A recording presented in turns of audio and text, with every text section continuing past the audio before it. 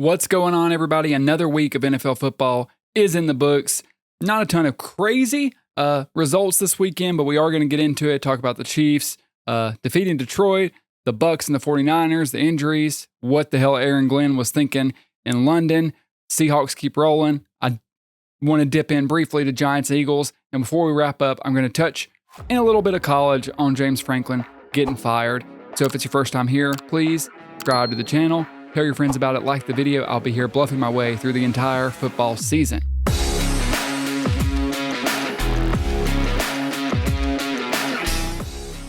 I told you I wasn't worried about Kansas City.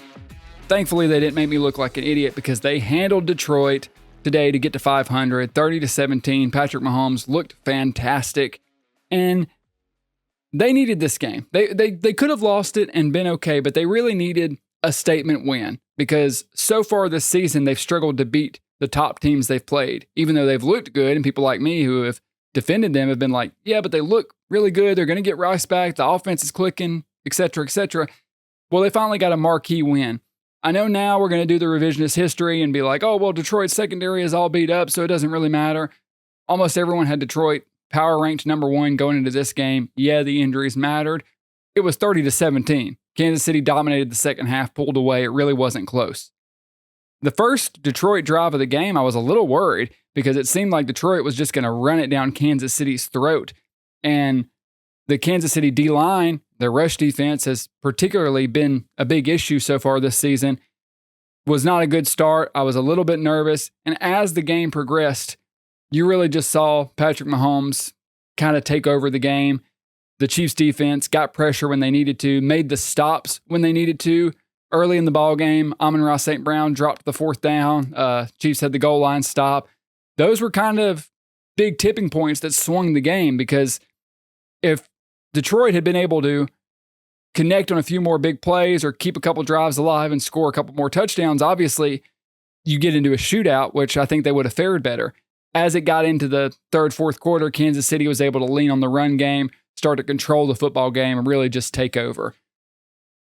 While Kansas City may not be the number one team to beat in the NFL, Super Bowl or bust, like they are very good. They're going to be a team you have to deal with in the postseason. And there really aren't any dominant teams in the NFL right now. There are teams that look really good, Seattle, Tampa Bay, Indianapolis, but if you think Patrick Mahomes or the Chiefs are going to flinch if they have to go play the Colts in the playoffs, that's just not going to happen. Josh Allen and the Bills, obviously, they're cruising to the 1 seed, so we'll see. They control their own destiny. Obviously, those two teams have their own history in the playoffs, but Kansas City has been able to fight through the adversity, and they get this big win, which they really, really needed to kind of right the ship. Now they have Rashee Rice coming back, and on top of that, Travis Kelce looked great. You're starting to see what Brett Veach and Andy Reid had planned for this offense, even going back to last year with Hollywood Brown, Juju Smith-Schuster, who's, solid. Travis Kelce making plays. He was absent tonight, but the addition of Tyquan Thornton, Rashee Rice, Xavier Worthy, Isaiah Pacheco looking better than he has all season.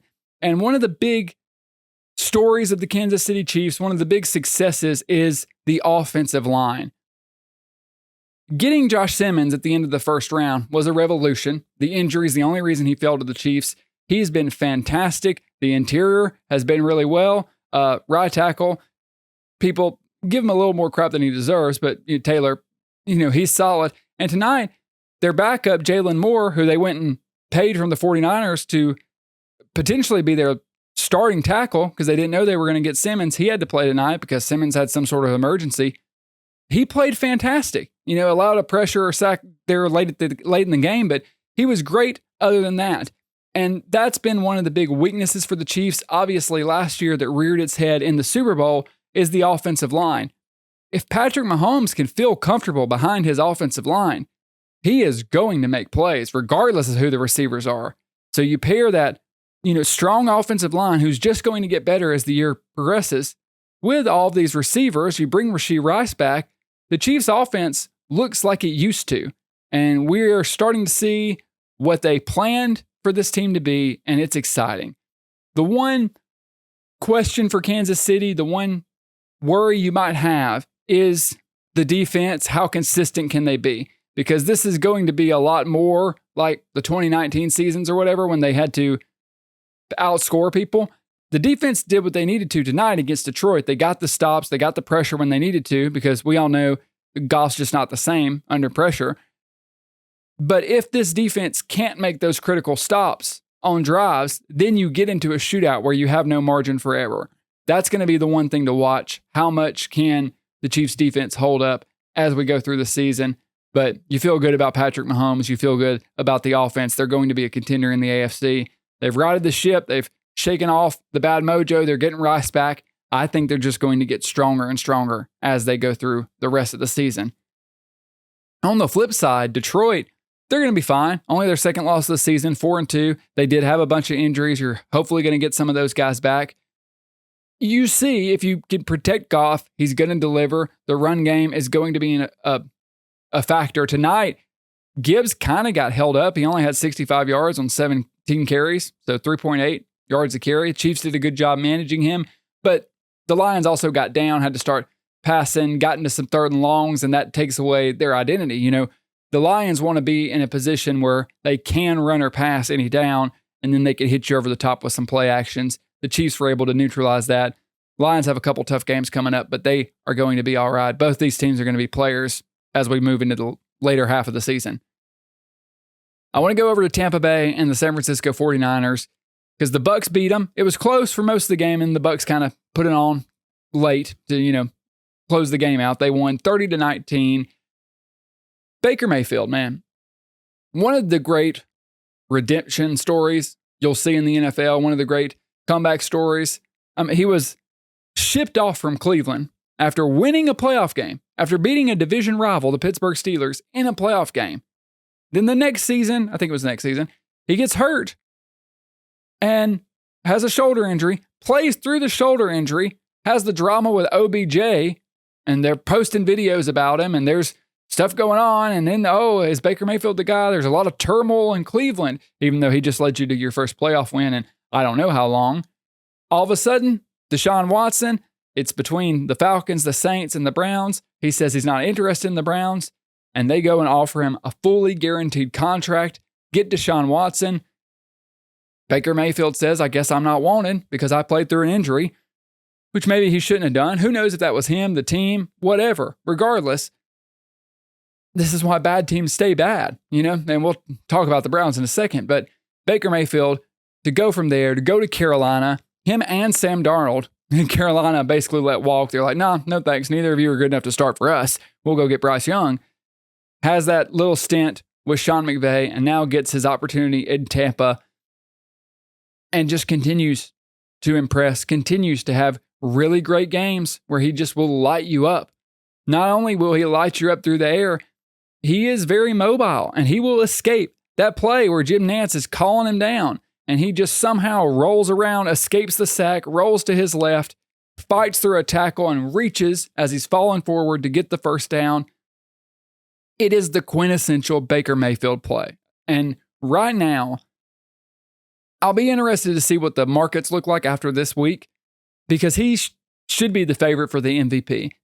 You're probably not going to give it to guys like Josh Allen, Patrick Mahomes. They've got it before. Baker Mayfield is putting Tampa Bay on his back. Him and Todd Bowles are a great pairing. Todd Bowles making the most out of that defense. Yeah, maybe they don't have the personnel they usually do, but with Todd Bowles' disguises, that's how he got Mac Jones on a couple picks today. Baker Mayfield, it doesn't matter who's out there. Ibuka gets hurt. He's throwing to rookies they drafted later. It's just incredible what he's doing with Tampa Bay. I couldn't be happier for the guy, and he is on track to have a legitimate MVP season. He's going to get a gigantic contract after this season, and if you're Tampa Bay, usually when you're a team, you're kind of wanting to be cautious about signing a quarterback to a big contract. If I'm Tampa, I'm trying to get it done right now. Like, hey, Baker, sign on the dotted line, blank check, take whatever you want. He's a top 5 quarterback in the league. Every week you watch him, he impresses you. Just when you think you can't be more impressed by his game, he finds a way to always deliver. He's one of the most entertaining players to watch. It's such a great story, and he has that Tampa Bay team as a real real Super Bowl threat. They've been good the past 2 years.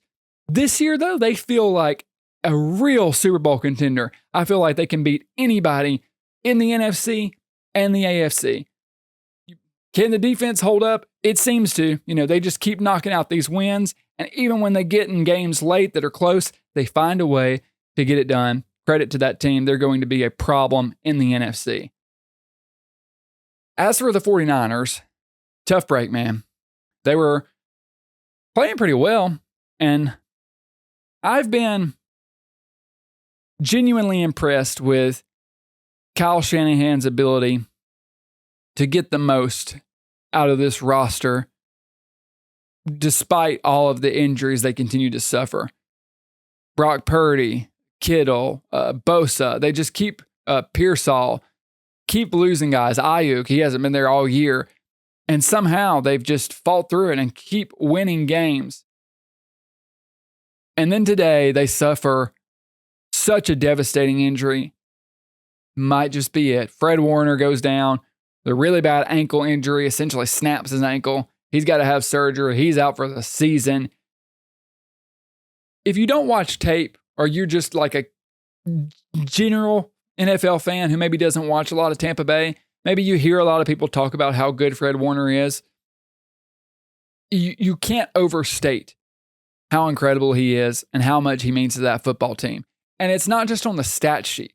Like, he is one of those guys, anytime you're watching 49ers film, he's affecting every single play. He's always hustling to the ball. He's always directing traffic. He's always making a play. He's constantly a factor. They've been able to survive these injuries.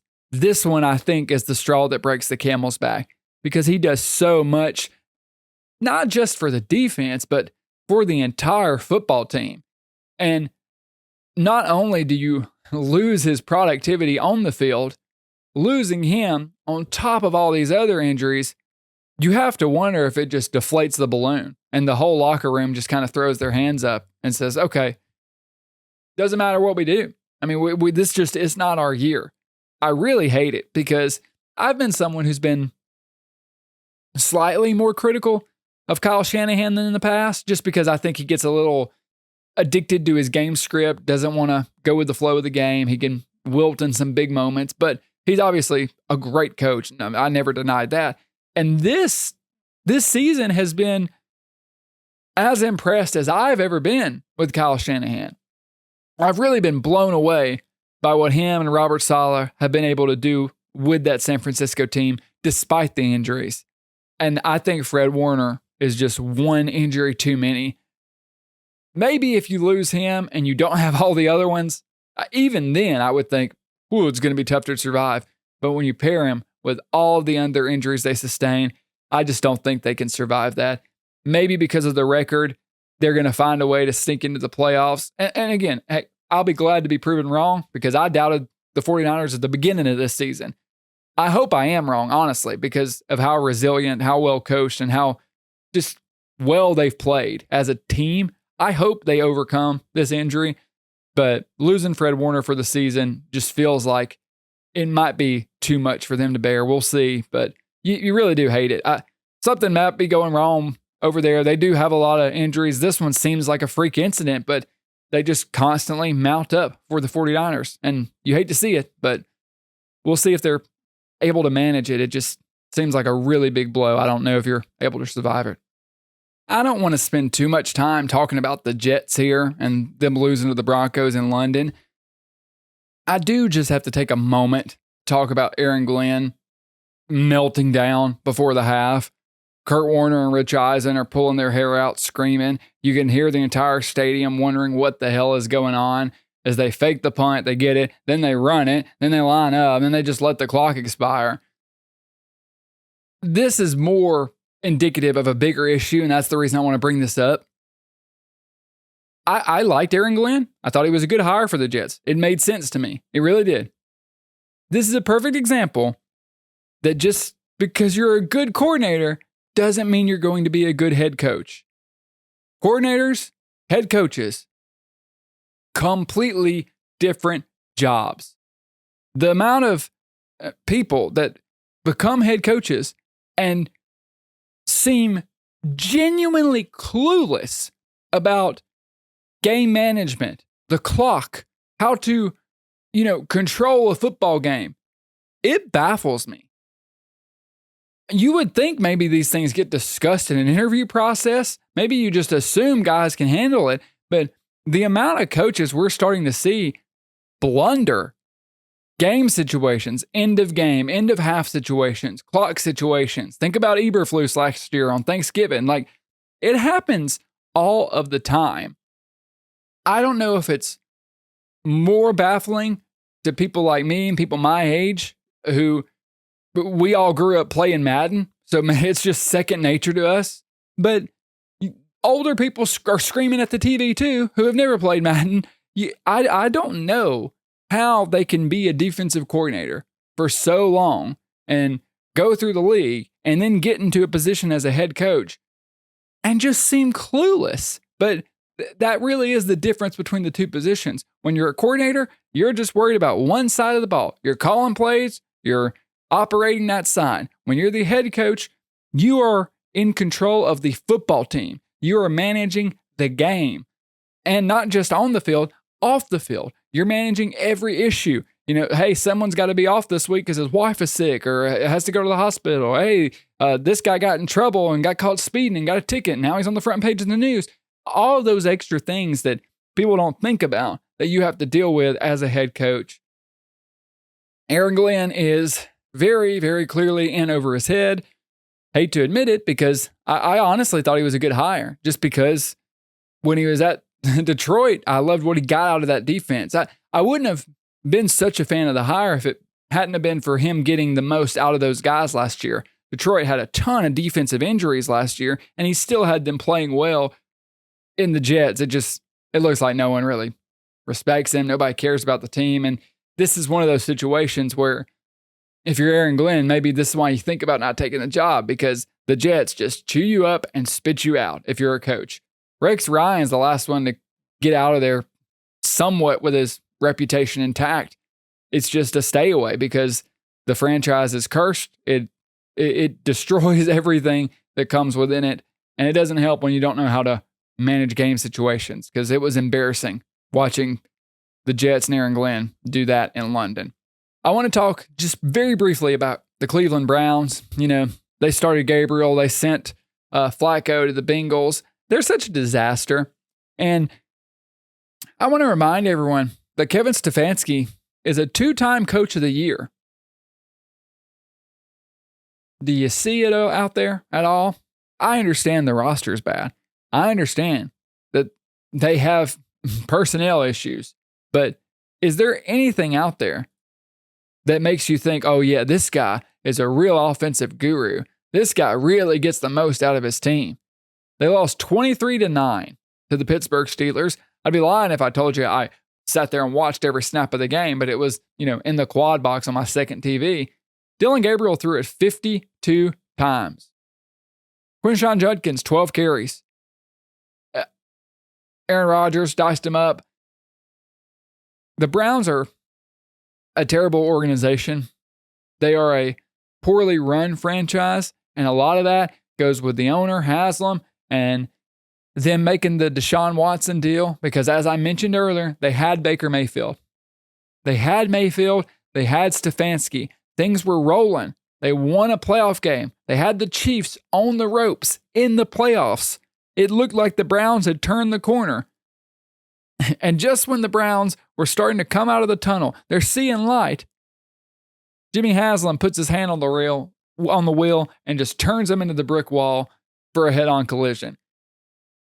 Similar to the Jets, this is one of those organizations that can't get out of its own way.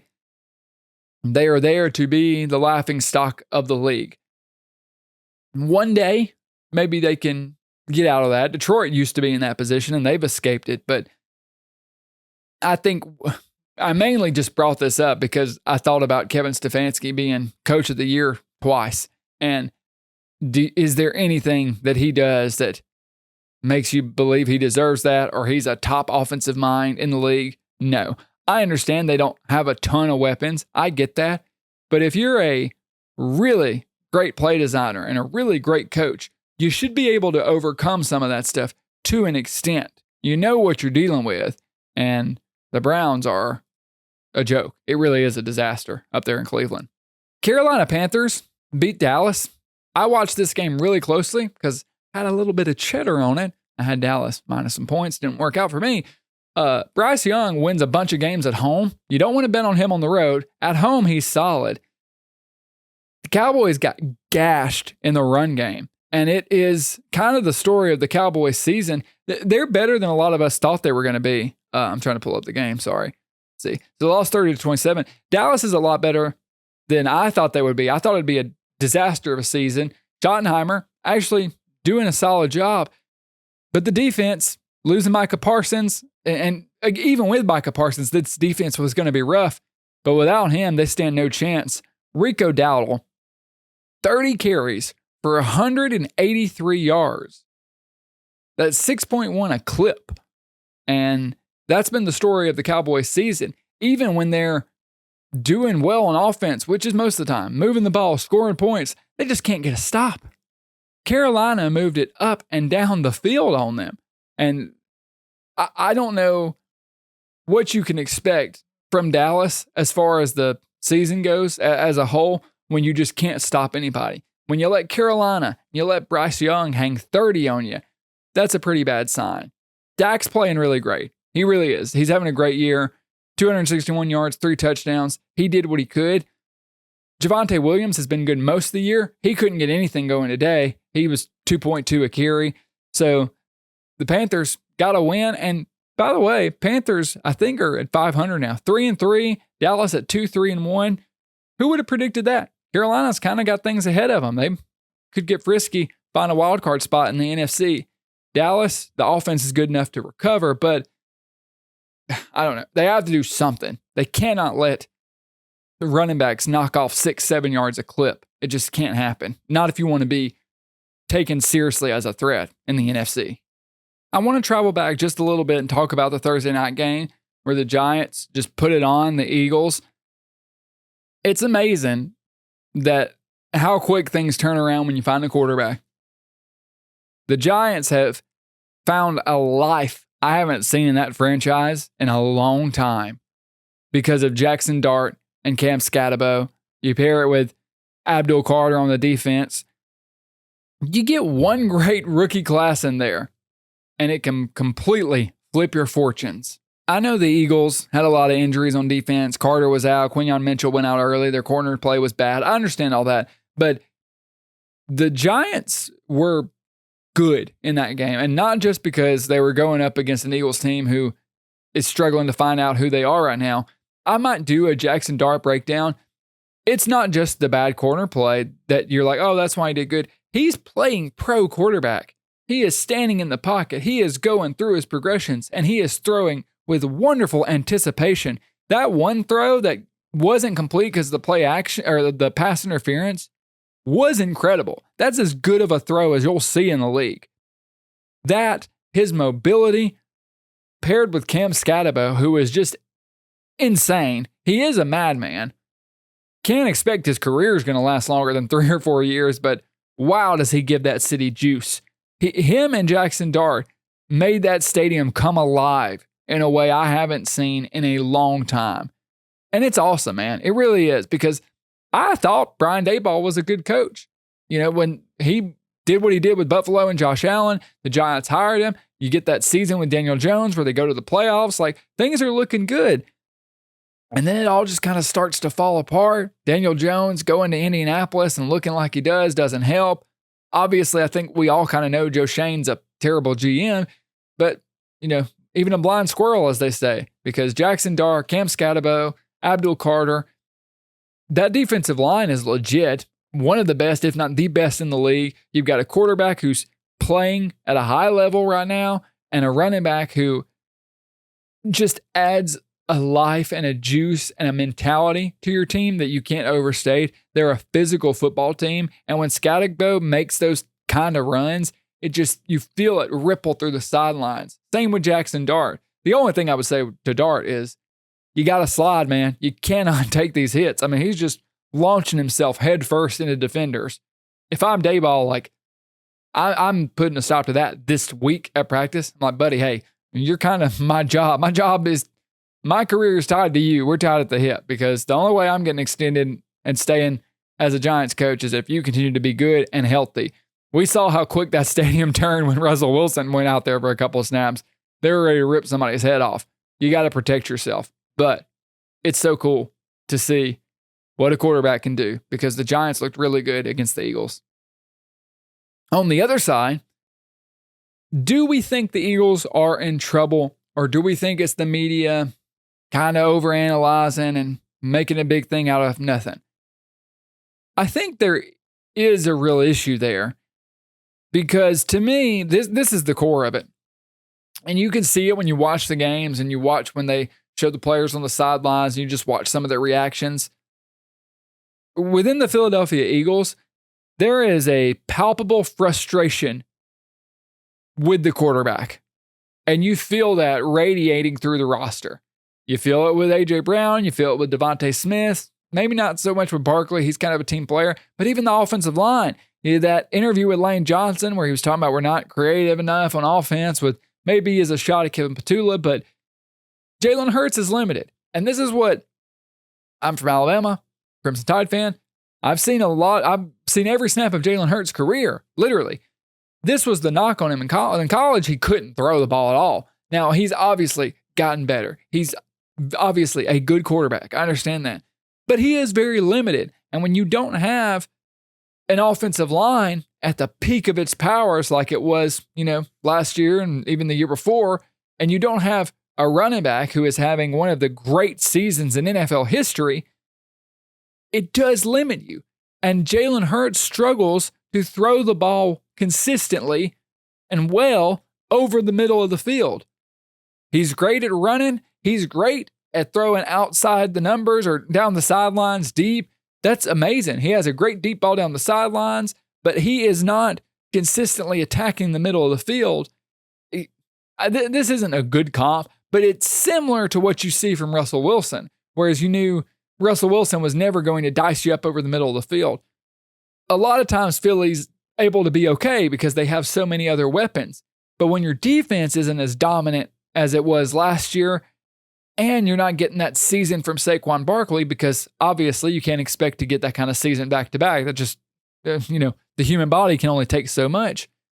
It starts to bring you back down to life. You pair that with a first-time play caller on offense, and this is what you get. So I'm not putting all of it on Jalen Hurts, but I think it's a combination of things. And when they start to stack up, and then you look to Jalen Hurts, you're like, oh, okay, we're going to be limited because of because Jalen Hurts is kind of a limited player. And when we have the first-time play caller, Saquon Barkley is not, what he was last year. The defense isn't as dominant, so we're not, holding opponents as down. Like, okay, it makes sense. That's going to be something they're going to have to figure out. I mentioned Jaxson talking about the offense not having any creativity. That is a big thing. So while there is a frustration around Jalen Hurts, and we can talk about his game, we shouldn't let Kevin Petula off free because the offensive play calling has been abysmal. I mean, it's just terrible. There really is nothing. This is what I used to always say, and it was right, by the way, about Zach Taylor. It's like there's nothing that is done on the offense that you're like, oh, wow, what a great play call. Oh, what a great route design. What a great setup. You don't see a lot of, play calls to set something else up like you see with Shanahan or McVay or Andy Reid. They're not, it feels like, and we use this a lot, but like it feels like the kid playing Madden. It's like X, square, circle, this play. And most of it's like, inside zone or take a shot. It's not going to cut it. I don't know if Philadelphia is in a position to where they can make a change mid-season or what they're going to do, but I don't think they're going to be real threats if this continues to be the offense. The defense has been okay, considering they're not what they used to be, obviously, but the offense has to be better than this. Somebody's got to get it going.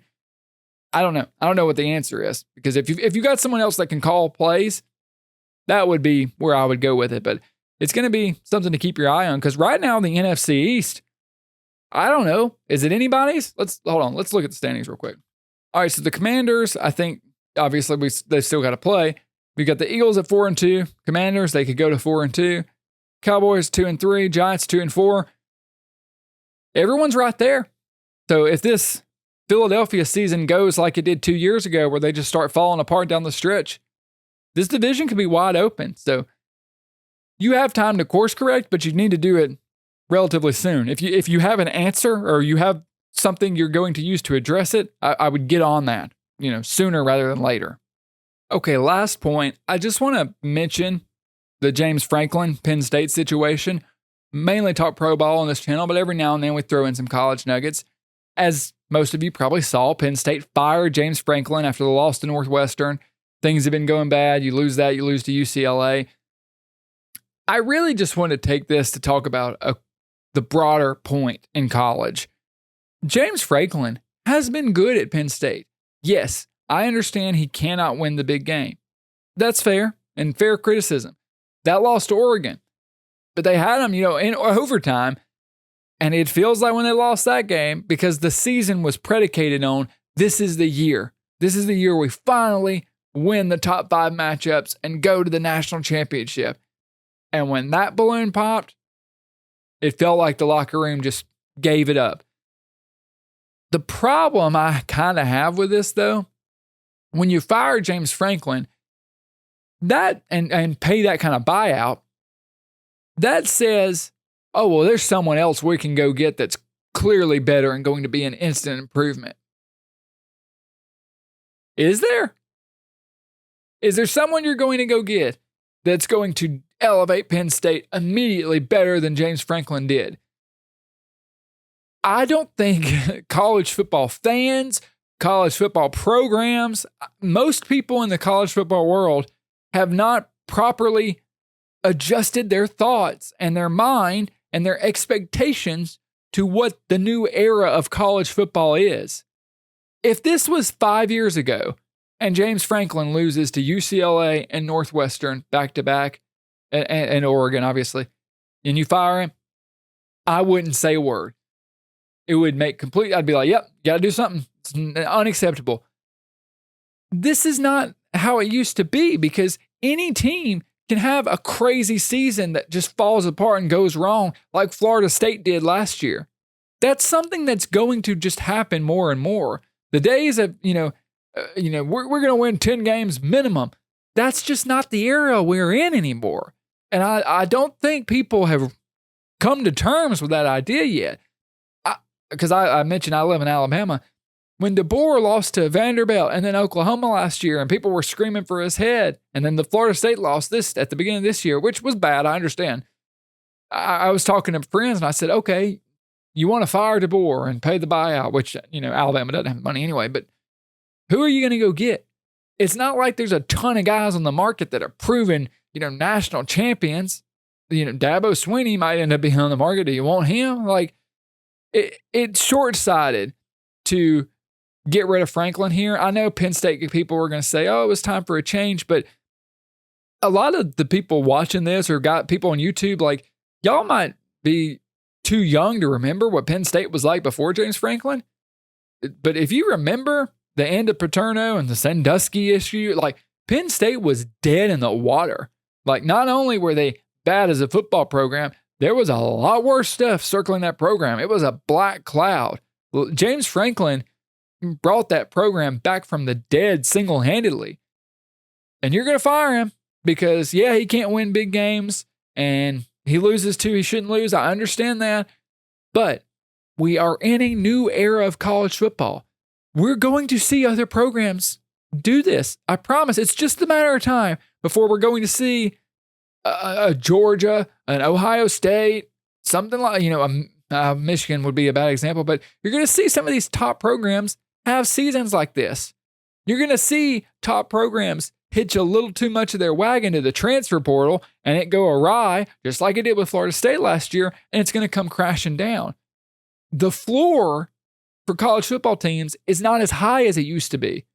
For top programs, legit Power 4 programs, it used to be 10-9 wins was the floor. You were guaranteed that. But you don't have the depth you used to have. You don't have the continuity in staff or in players. It's so much more up in the air. Yeah, your floor could be 3 or 4 wins, and it could be like that for a lot of teams. I mean, if Alabama doesn't rebound after the Florida State loss this year, they lose one more game, their quarterback gets hurt, boom, they turn into a 4-win team. It can happen. So I just, want to say be a little cautious when you're wanting to kick your coach out of town, because you might not realize how good you had it. I hope it works out for Penn State, but I think it's very important that everyone that watches college football, everybody involved in college football, the people making the decisions, they need to properly adjust their thought process to what this new era is. Well, you're not operating in 2014 college football, where the NCAA was king. This is the Wild West, man. You're going to have wild swings. Look at what Cignetti's doing in Indiana, okay? Things are not what they used to be, so you can't make the decisions like you would have 10 years ago. James Franklin will probably land on his feet. Well, Penn State fans, I hope you guys do, but there's no guarantee you're going to find someone better than Franklin. We'll see. I just thought it was important to kind of address that because I don't see that getting talked about near enough. Thank you all for being with me. I really appreciate you watching. Like the video, subscribe to the channel. I am Tristan Bunn, Sports Bluffs, where we talk football. We will be bluffing our way through the season, the entire NFL season. As you see, we'll scatter in some college here and there. 2 great Monday Night Football games coming up. I will be back with you probably Thursday day, probably record Wednesday night, and I'll preview some of the games coming up this weekend. So have fun. Have a safe week. I'll see you later on this week. Enjoy the games tomorrow. Goodbye.